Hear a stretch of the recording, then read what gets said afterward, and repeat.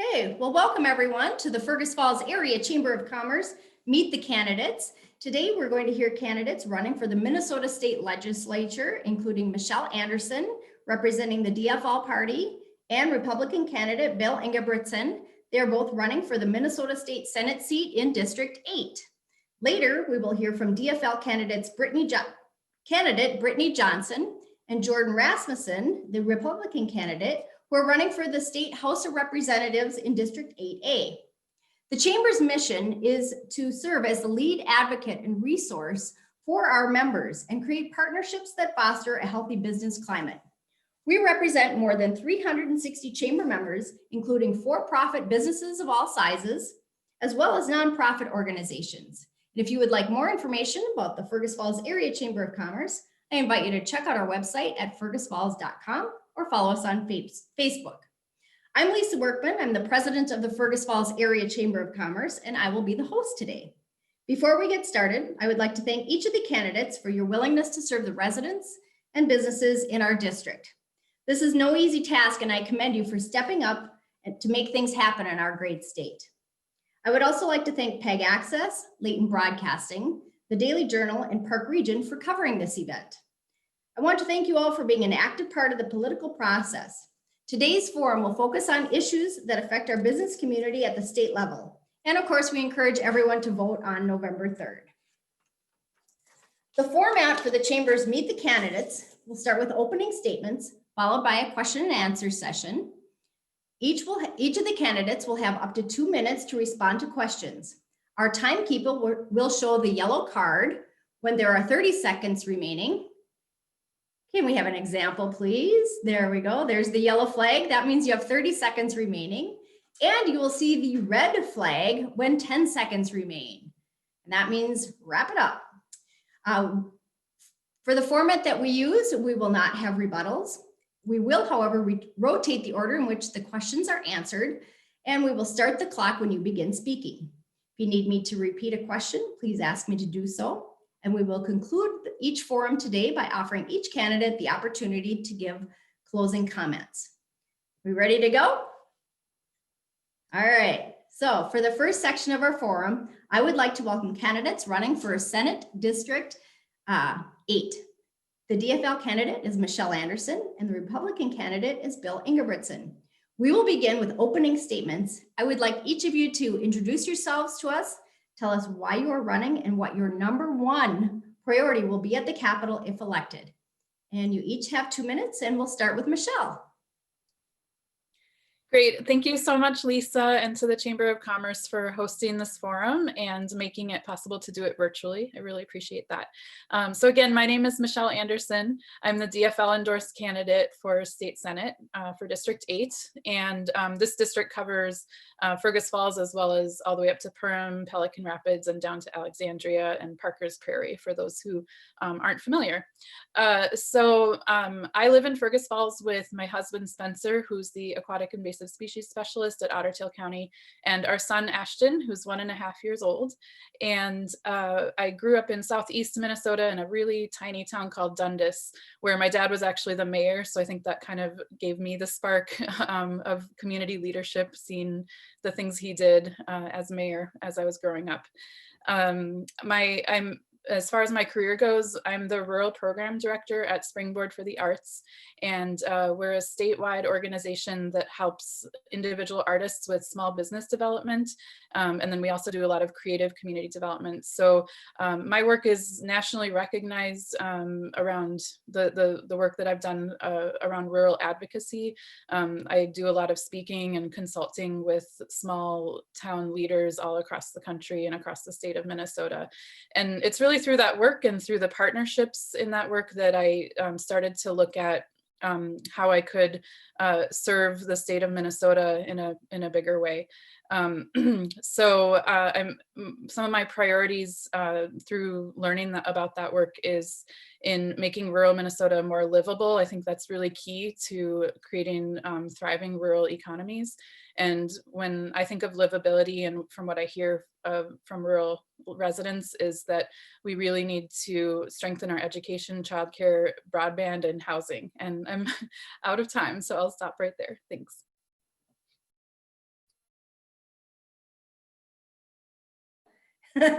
Thank you, Michelle. Those 2 minutes go by so very quickly. Kind of makes the Chamber Cafe 3 minutes seem like a whole lot of extra time. So thank you for that introduction, Michelle. And with that, we'll turn to Bill Engebretson. If you would give us a introduction of yourself and what your #1 priority will be if at the Capitol, if elected.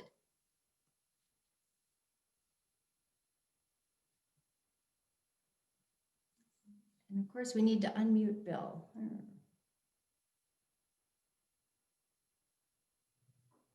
Technology is great when we get it to work. Can you hear me now? There. Oh, there we I'm go. sorry. You know, there's Here always you got to go. be at least one time that we have that happen. Yeah, this is going to happen. All right, Oh, Bill. okay. My name is Bill Engebretson. I've been in the Senate for 13 years. Marilyn and I are married nearly 50 years. In February, we'll have our 50th anniversary. We actually grew up in northwestern Minnesota and came down to the Alexandria and Fergus Falls community colleges, one for nursing and myself for law enforcement. I had a wonderful career in law enforcement, 34 years as Douglas County Sheriff. My wife had a great career in nursing as well. Currently, I'm the senator of the district. This is my 13th year. I'm chairman of the Environmental Finance Committee in the Senate. I'm also on the Senate Finance Committee as well as the Judiciary Committee and the Bonding Committee. We have 2 children, 6 grandchildren, and believe it or not, I have 2 great-grandchildren. Well, actually, they're all great, but actually legally great-grandchildren. They all live in Minnesota, raised our kids here in the area, Alexandria area. And again, they're all from here. Representing the rural Minnesota has always been a challenge, especially dealing with people in the metro area. And I think that's going to continue to be my biggest challenge, is to make sure that rural Minnesota gets recognized in St. Paul. And I have to brag a little bit. I do have the chamber endorsement. I have the small business endorsement as well. And you know, businesses are certainly important to me, and we have a lot of work to do yet. And we also passed a real nice bonding bill, as everybody knows. Included in that is the 179 tax conformity bill that will be conforming with the federal law, so small businesses understand that. So I'm looking forward to serving another term and representing the members of people of District 8. Well, thank you very much, Bill. Appreciate that introduction.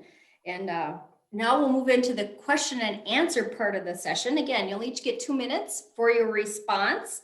And since we started the introductions with Michelle, we'll handle, or I'm going to try to go back and forth to see if I can keep track of my notes that well.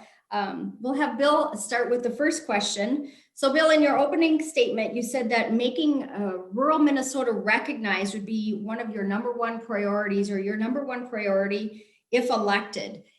I'd like you to either elaborate on that or let us know what other 2 issues you debated talking about being your #1 priority. Sure.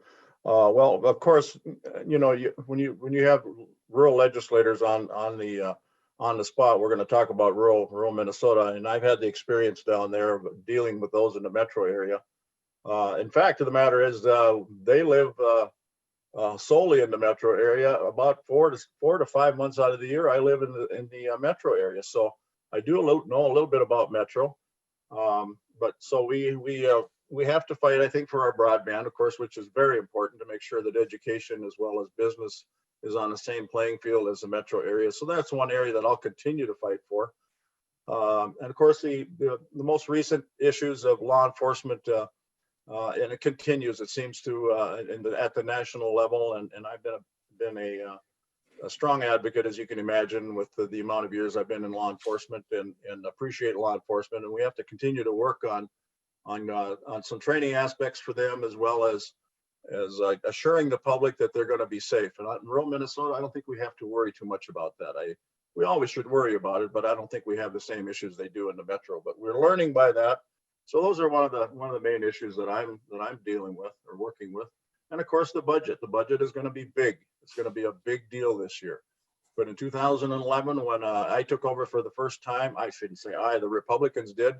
for the first time in Minnesota history. We had a $5.4 billion deficit then, and we balanced that budget in 2011.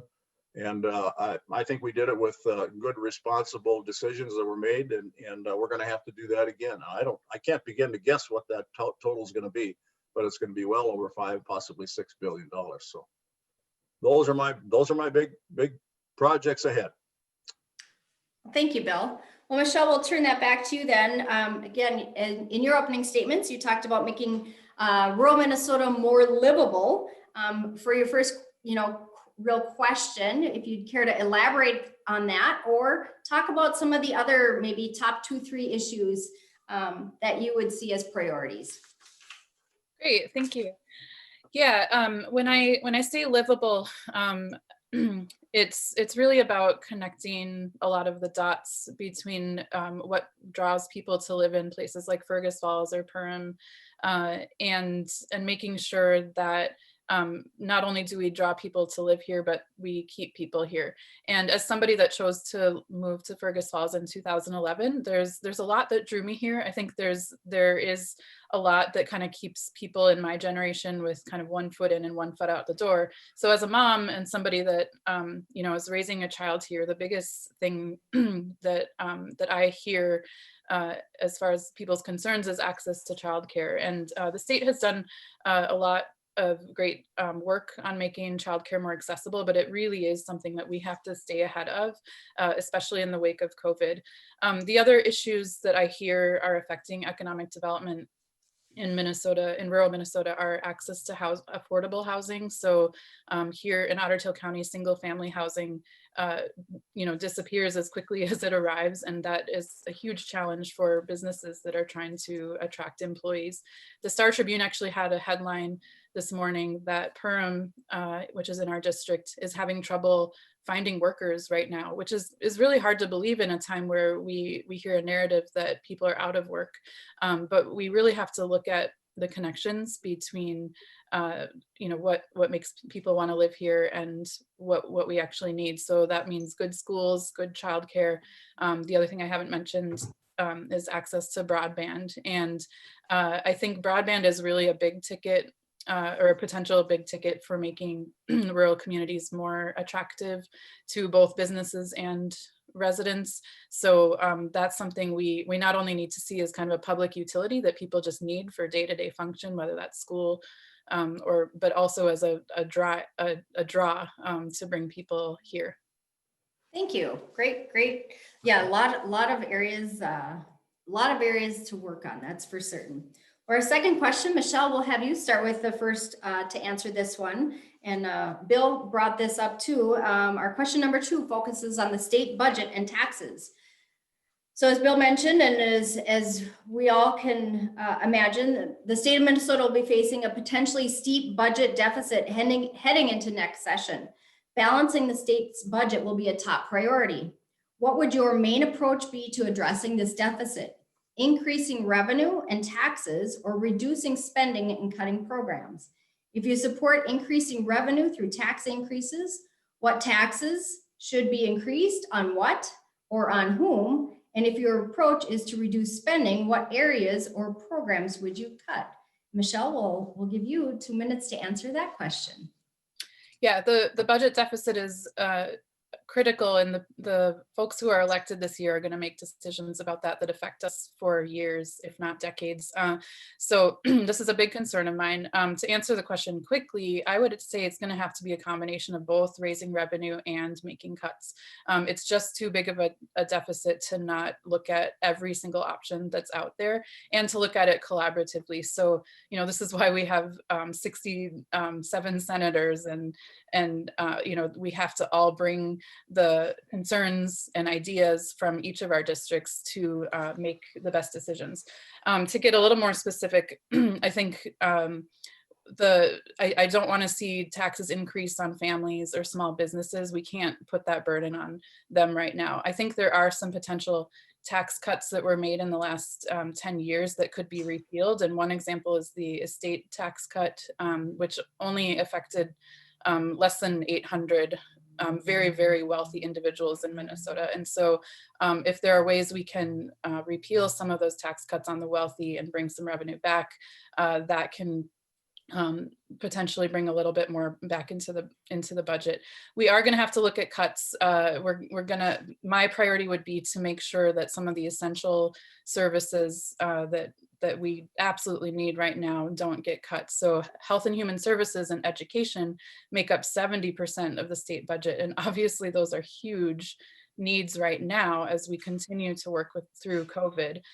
So I would, really make sure to protect those areas. And also a big priority for me would be making sure that LGA, which is local government funding or local government aid, doesn't get cut. This is actually what keeps rural property taxes low and helps us fund some really important services in rural Minnesota. So we have to make sure we don't cut those. Thank you, Michelle. Tough question, of course, balancing that budget. So as you know, Bill, Minnesota will be state facing a potentially steep budget deficit heading into the next session, and balancing the budget will be a top priority. What would your main approach be to addressing this deficit? Increasing revenue and taxes, or reducing spending and cutting programs? And if you support increasing revenue through tax increases, what taxes should be increased, on what or on whom? And if your approach is to reduce spending, what areas or programs would you cut? Thank you for the question. And that's always a question, no matter where we go, as to who's going to be, who's going to be making decisions in St. Paul that affect the families statewide. So this is certainly a statewide answer here. I would be balancing the budget as I did in 2011 without raising taxes. I think there's enough money coming into the state coffers right now. We're one of the highest taxed states in the country. So I think there's areas where we can trim back. We have some non-mandated state services that when they get hired by the state of Minnesota, and sometimes counties do the same thing. People never get laid off, or if the job, or if the function that they were hired for actually expires or goes away, and nobody ever gets nobody seems to have their job in jeopardy. And I lived through that in county work, where we hired people through a program where they had to know that in 3 years, if the county board didn't want to fund it, that you would have to find a job someplace else. That needs to happen in state government. It really does. And if we don't, we're going to continue to blow and blow and blow, and the government's just going to get way too big and way too cumbersome, and it already is. So there's all kinds of places. HHS is, as Michelle said, is a huge budget. The care program there that was misused and stolen from, basically daycare, those kind of things have to be cleaned up. I know they're working hard to try and do that, but that was literally millions of dollars. So there's dollars laying around that can be utilized for the budget. And Main Street, we're expecting them to do the same thing, and government should be no different. Thank you, Bill, for your answer there.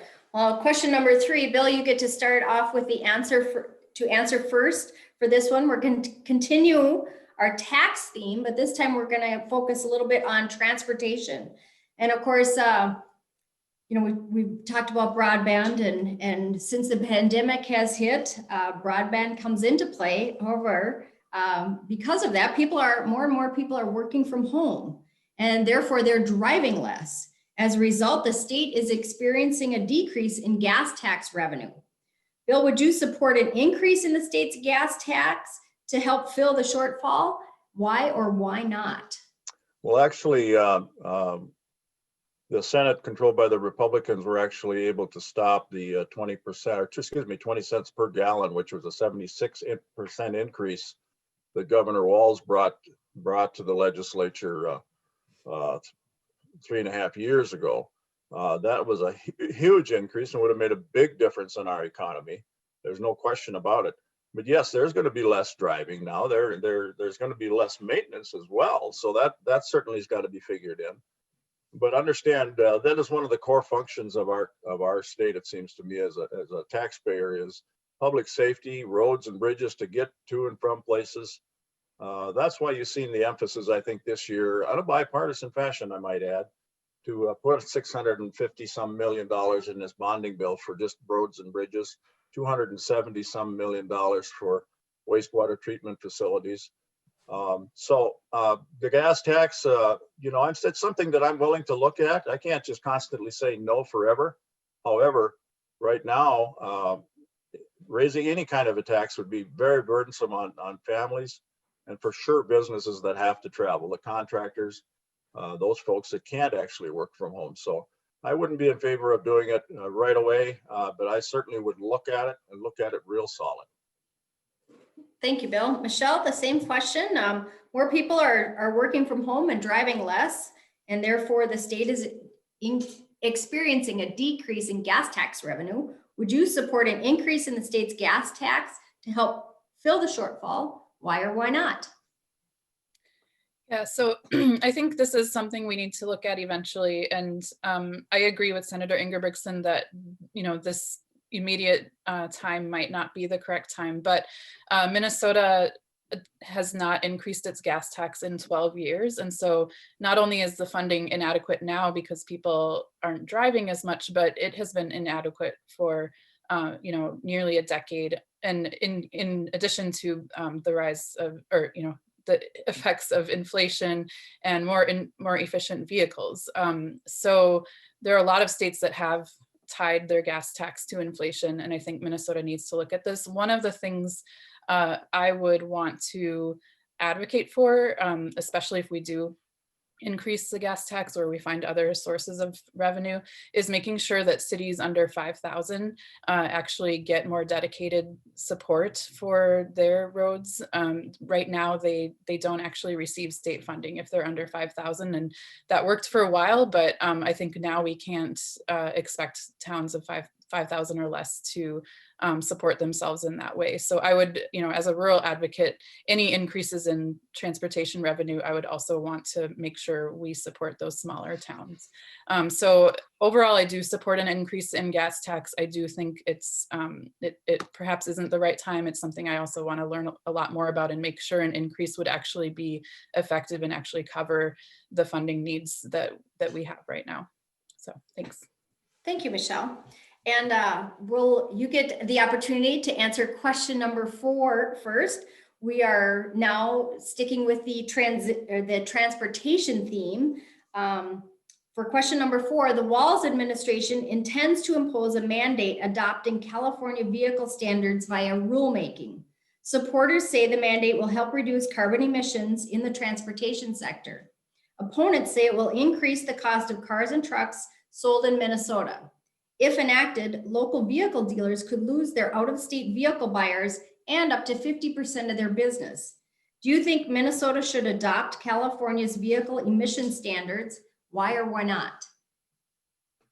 I know this is another critical topic. I think that it is something we need to look at. The environment is one of my biggest priorities as well as a candidate, and we're running out of time to get ahead of the effects of climate change. And so this is another thing I would want to learn a little more about, but I do know that there are 15 states that have adopted these emission standards.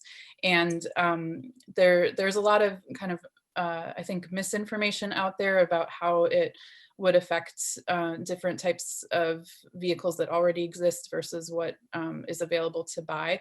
And so I think one of the biggest things is education and making sure that people really understand what the emission standards would mean for them. I know one of the bigger concerns is, farm vehicles and trucks and so forth. My understanding is that it would not affect those. It would affect,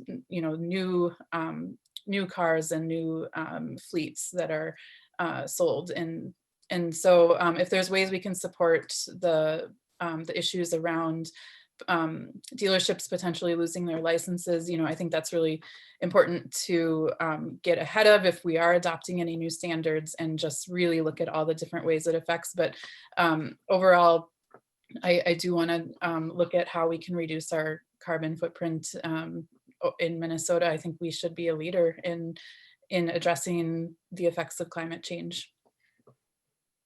Thank you, Michelle. Okay, I'll repeat this for Bill. The Walls administration intends to impose a mandate adopting California vehicle standards via rulemaking. Supporters say the mandate will help reduce carbon emissions in the transportation sector. Opponents say it will increase the cost of cars and trucks sold in Minnesota. If enacted, local vehicle dealers could lose their out-of-state buyers and up to 50% of their business. Do you think Minnesota should adopt California's vehicle emission standards? And why or why not? Capital N and O, if you would, please. Capital no. I am absolutely against that. And I say that, because I spent a lot of time in the last session talking about just that. That was a pinch point where Republican versus Democrat came down, and consistently the Republican caucus has said no to recognizing California standards for anything. As a matter of fact, I don't think we should be looking at California as the leader of anything. First of all, you can't compare with 40 million cars with 4 million cars. You can't compare, average temperature of 70 degrees with the temperature we're about to embark upon, which could be as cold as 35 to 40 below zero. So I think this is way out of line. In fact, I would, if reelected, one of the first bills that I will be putting out there will be taking away the authority of rulemaking for such a thing. That rule came into effect, allowing governors to make those rules in 1969. It's no longer 1969, folks. It's 2020. That needs to be looked at. I think the legislature, the state of Minnesota, would be served better by having the 201 of us make a decision like that instead of just one person. And I bargained all session long with LCCMR money. As a matter of fact, that did not go out partly because I couldn't get the commissioner or the governor to budge on that, and just to take 2 years off and think about it, I couldn't even get that. So I'm going to hold strong on that, and hopefully we can report back that that type of a rule is going to be going away. Thank you, Bill. Well, we've come to our final question of the question and answer session. This goes by so quickly. And Bill, you'll get opportunity to answer this question first. This question number 5 focuses on healthcare. We did a survey to our chamber members in 2019, and more than 1/3 of our members stated that the rising cost of healthcare coverage was one of their biggest concerns. Healthcare costs are expected to continue to climb. How would you recommend addressing the rising healthcare costs being faced by our local employers? Well, thank you for the question. And since Obamacare took over, and I was there, I believe it was, I want to say 2016, maybe even before that, when we fought, we were in the minority at the time, and the majority, which was the DFL, would not even consider one amendment to the bill because we had to hurry up and agree with the federal government or the Obamacare. We told everybody that it was going to cost a lot of money that fell upon deaf ears, and now we're paying the price. And free market is still the way to go. There's, it just is. I know there's a push by the left to go to single payer insurance. I think that would be a disaster. It's nothing more than, as we call it, socialized medicine. I don't think that's the answer. That's going to take a lot of money, and a lot more money than we have. I think people should have the right to be able to go out and buy their insurance. However, I would look to do something about reducing the costs wherever I can, as far as insurance for some of these young families. It's way out of line, as we said it would be. You see a lot more people my age and older that are continuously working because they have to have insurance, and it's really quite sad that we let ourselves get into this. But I think if we got the free market open and we kept it open for a while, I think that would take care of itself. Really no different than any other market. But it is definitely an issue. It's expensive, and I'm sure it weighs on a lot of people's minds, and I'll do whatever I can to reduce that, or at least get back to where we were. Thank you, Bill. I'll repeat the question for Michelle. In a 2019 survey to chamber members, more than 1/3 of our members stated that the rising cost of healthcare coverage was one of their biggest concerns. Healthcare costs are expected to continue to climb. How would you recommend addressing the rising healthcare costs being faced by many of our local employers? This topic is key, and I feel like it's really kind of the root issue of so many challenges that Minnesotans face, whether that's individuals or employers. And so I think this needs to be a huge priority. And I do support a buy-in option to Minnesota Care. I think that COVID has really showed us that we can't tie insurance to employment. And as somebody that works in the arts and works with a lot of people who do independent contracting and gig work, it's especially hard for people who don't have formal employers to get affordable healthcare. And so the other concern I have is that during COVID, insurance companies have actually profited the most out of any industry. I believe I read in a study a few weeks ago. And so I want to see that money get back in the hands of people and back in the hands of businesses. And I from the research I've done so far, I really think the buy-in option that Governor Walz has proposed is the right direction. I would consider really anything that reduces our premium costs and reduces prescription costs. We need more transparency in drug prescription costs. And I also want to make sure we see mental health care and vision and dental covered in any new health insurance reform. So the bottom line is we have to figure this out, and it affects people's decisions of whether to expand their businesses, whether to start a new business. Sometimes that is what holds people back from getting going in the first place. And so we really just need to work together. Ultimately, I think it's a federal issue, but it's one of those issues that Minnesota could be a really great and strong leader on. Thank you, Michelle. So this ends our question and answer section of our Meet the Candidates. I want to thank you both answering some really tough questions. And of course, these are just a few of the challenges that are being faced by the businesses in the Fergus Falls area. As a lead advocate and resource for our members, we work closely with elected officials to make sure their concerns are heard. And the Chamber is the voice of the business community. We hope that if you're elected, you will continue to work with us and listen to the Chamber as we represent our members and their challenges. We're going to wrap up this session with closing comments. You will each have 2 minutes to tell voters, residents, and our local businesses why they should vote for you. And since we began opening statements with Michelle Anderson, we will allow Bill Engebretson to go first in closing statements. So Bill, you've got 2 minutes to wrap things up. Thank you very much for the opportunity, and thank you to those that are listening, and of course the Chamber.